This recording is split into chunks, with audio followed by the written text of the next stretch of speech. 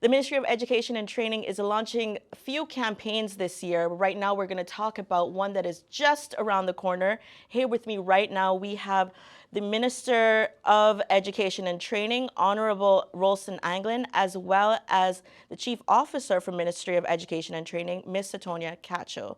Thank you for joining me. Thanks for having us. Let's talk about the campaign that's coming up, Future Teacher Campaign. Let's introduce that and then talk about what inspired this launch. Well, thank you very much. The campaign is, themed to educate, empower, and elevate.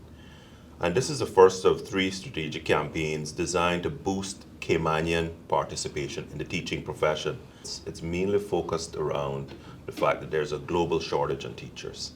And so knowing that there's a global shortage in teachers and we already have a limited population pool, that makes the challenge even more acute.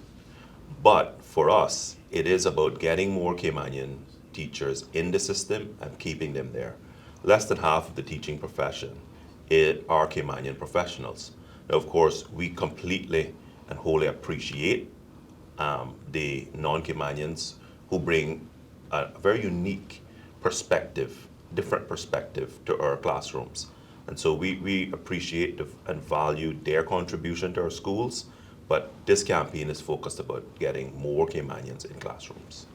And as mentioned earlier, the Ministry of Education and Training have more than just one campaign focused on getting Caymanians into this career pathway. Let's talk about why it's crucial. Why is it crucial to have more Caymanians in the system? Our students seeing a Caymanian in the classroom has impact.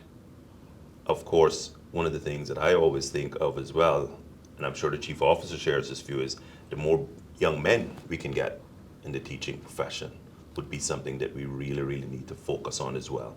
Because you find even when we do get Caymanians in the system, very rarely are they males.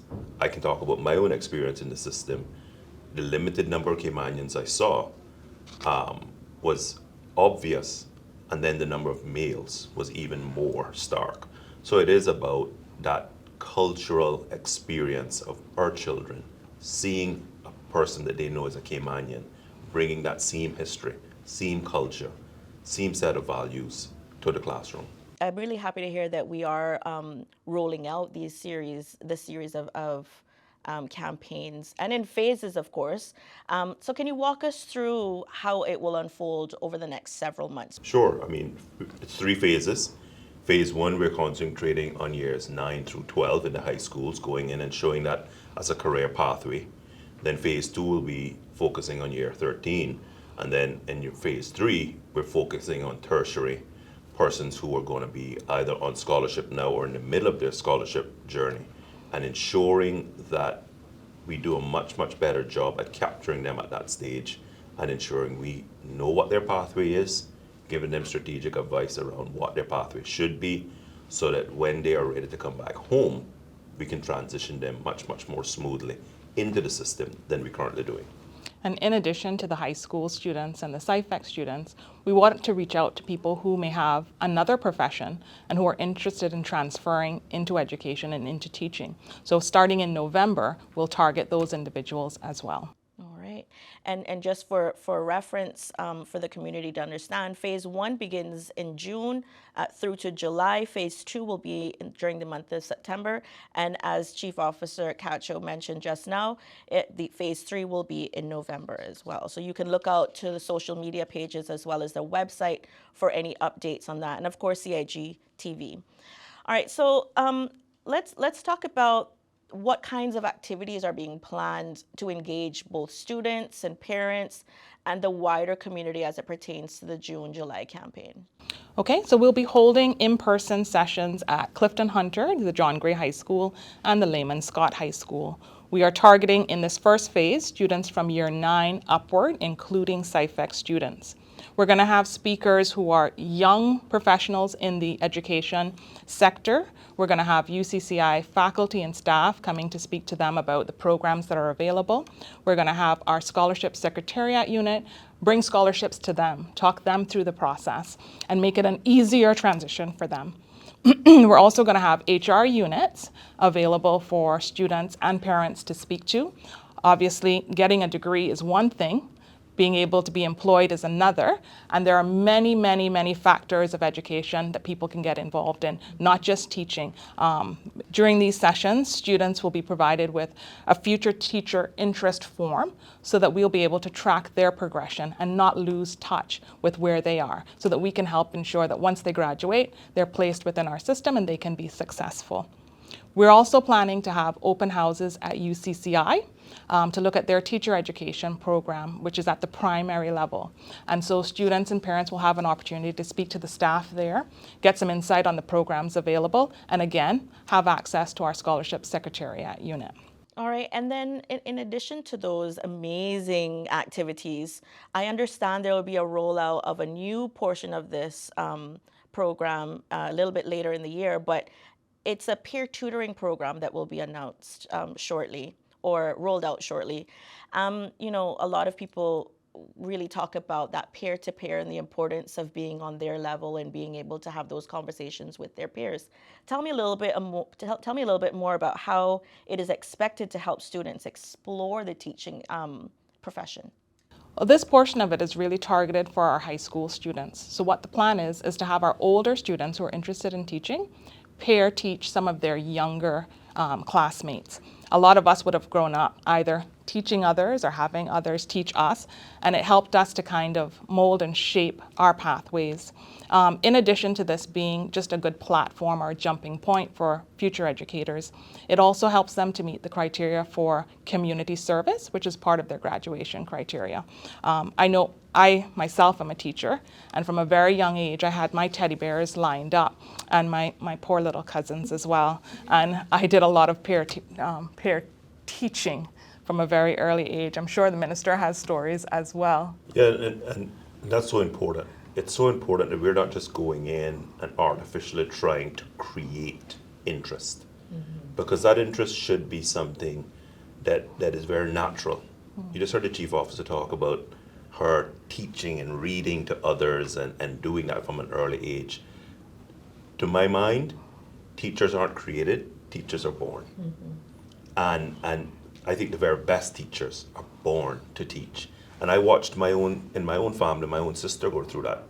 And she originally went off on a government scholarship in teaching. She used to teach all of her young cousins. Every summer, it was reading and math and gathering them up and just doing that at her house. And to see that told me where her passion was. And then I hear all these other stories as well of friends of mine who wound up in the profession. Exact same thing they were saying. This was something that happened from the time they were young. And so it is about fostering that, harnessing that, and then creating the very, very best world-class, motivated, engaged teachers. Chief Cacho, let's talk about your background a little bit, because you mentioned you are an educator, and with that background, what message would you send to the young Caymanians out there who are watching this segment at home with their parents right now, and maybe have a little bit of unsurety about whether they should choose education as a career? Yeah, I think firstly, it's a wonderful opportunity to give back to your community. There is nothing, for me especially, that is as rewarding as seeing children progress and grow. It is a very stable profession. There are very clear career paths. So if you want to start off in teaching and move through the ranks, there's the ability to do that. If you want to branch out of teaching and into counseling, psychology, those things are all available within the education sector. We have HR, finance, IT, all within the education sector. So the opportunities really are limitless. Leadership, for example, just at Red Bay Primary School alone, we have 5 Caymanians who started off with scholarships from us and who are now in leadership positions in that school. So there are very good pathways. It is a very secure job and one that is the most rewarding. And let's talk about the reward aspect of it and leading up to becoming an educator. There are various scholarships available for persons who are interested and educational pathways that are also available for those interested in becoming educators, both locally as well as overseas. Can we go through that? Our scholarship secretariat offers scholarships in all the areas that the chief officer has mentioned.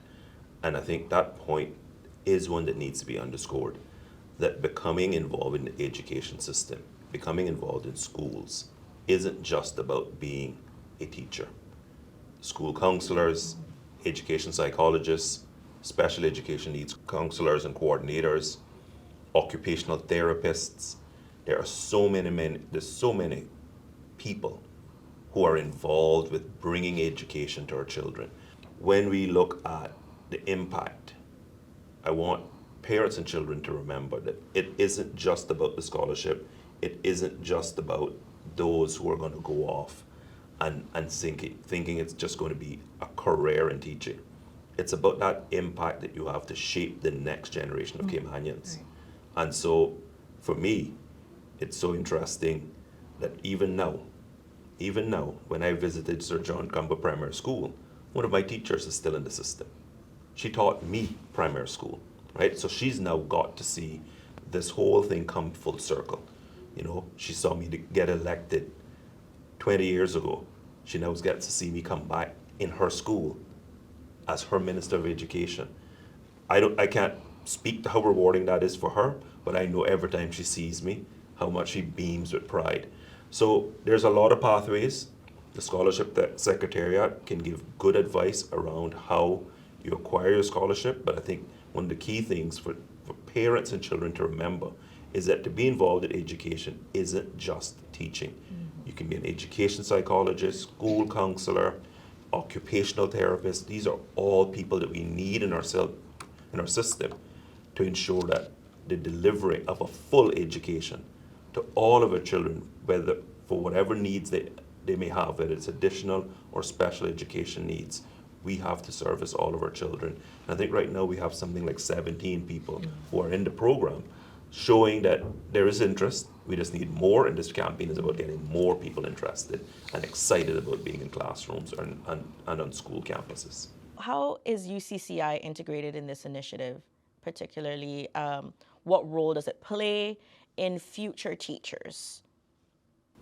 So UCCI has a teacher education program for primary school, as well as a postgraduate certificate for persons who already have a degree and want to switch over into education. But there's a strategic partnership between the University College of the Cayman Islands, the Department of Education Services, our Scholarship Secretariat unit as well. All three of those are who make this program possible. How will we measure the success of this campaign, particularly, and ensure it is reaching the right people? Well, we have interest forms that people will be able to complete. We spoke already about tracking people through this process to help support them and to ensure they're successful. We're going to be looking at our social media engagements, and we're going to be getting feedback from surveys after each of our sessions. And one of the things I wanted to mention, I got the opportunity to sit and speak with a few young educators in November, October 2024, and it was such a breath of fresh air to hear their, journey, their education journey, and the excitement that was just beaming out of them, their experience at UCCI, their experience of what they got during their time at UCCI and getting their hours in and then being in the classroom thereafter. And so if there's anything that people needed to get more information on from a perspective of someone who has been in the system, who has been at UCCI, the social media pages for education, and of course, come out to the event that is going to be happening at all three schools, and all that information will be shared shortly. What would you both like to say to the students and parents and community members who are watching right now? Well, I want all young people out there to understand how rewarding a profession it is in teaching or other careers that schools provide for Caymanians. I want parents to understand not just teaching as a job, but value teaching. Value the fact that you are the most important people next to parents in terms of impact on a young person's life. You're on a school campus for 8 hours a day, sometimes if it's after school, for 10 hours a day. That's more time than you spend with than anyone else during your young years. And so parents need to understand that that impact is important, that impact is relevant, and this is the greatest platform a person can have. In terms of the activities, on the 24th of June, we're going to be at the Clifton Hunter High School. Lehman Scott High School will be on Monday, the 30th of June. The 2nd of July, we'll be at John Gray. All these activities will kick off at 4 p.m. sharp. But my message is, the sky's the limit in education. Here you have our chief officer, who started out in the classroom, and now she's the chief officer leading the charge, leading education. What's also critically important is for children and parents to understand that the impact you have is going to be real and it's going to be relevant. I still remember my primary one teacher. I remember her like it was yesterday. So that impact is real. And if you want your child to have one of the most rewarding careers they could have, it is going to be in education. And if it's not directly teaching, then you can be an education psychologist, you can be a school counselor, you can be an occupational therapist. There are so many other allied careers to education. Thank you very much. Any final words? I think the minister has captured it perfectly, and we're very much looking forward to seeing persons who are interested in education, as well as their parents and other supporters at these events. All right, and with that being said, thank you both for joining us today. I just want to let everyone know you can get all the information if you follow the campaign on Facebook. That is Cayman Islands Education, and on Instagram it is Education Cayman. You'll get all the details regarding all the activities that are coming up in the month of June and then ending in the first week of July. Thank you very much for watching.